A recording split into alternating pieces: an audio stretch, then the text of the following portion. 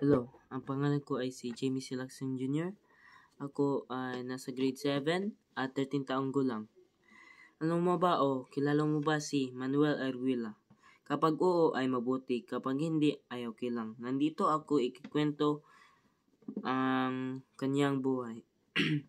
Si Manuel Arguila ay isang Pilipinong nanulat at guro sa bayani.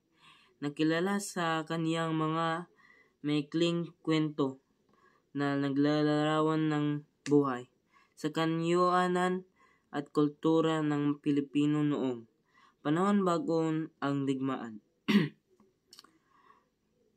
Si Manuel Arguila ipinanganak sa siya noong Hunyo 17, 1911 sa baryo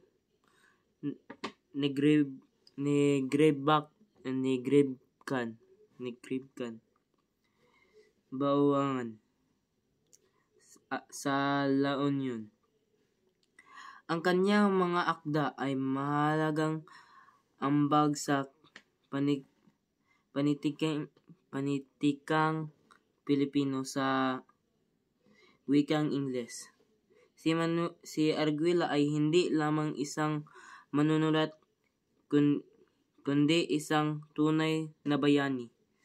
Sumali siya sa kilusang gerilya noong ikalawang digmaang pagdaigdig upang labanan ang mga Hapones.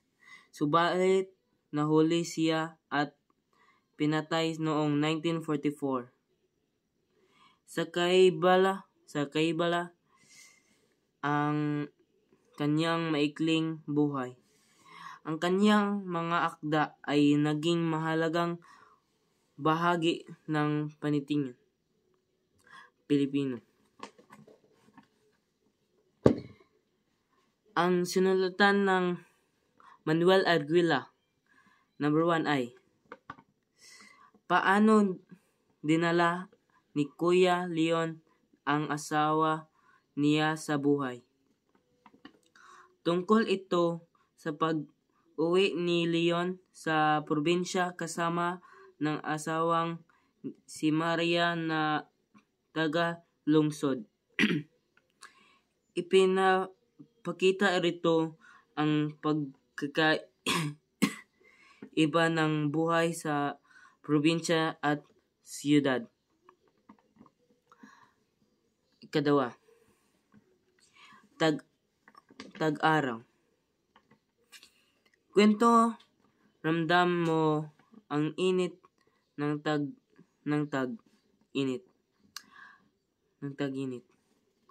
Habang nagkakaroon ng biglang pagkikita ng ang isang lalaki at babae sa gitna ng kabukiran.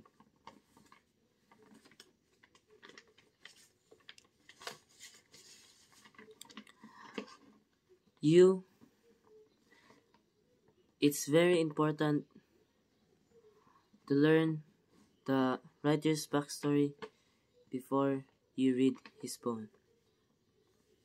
This is why.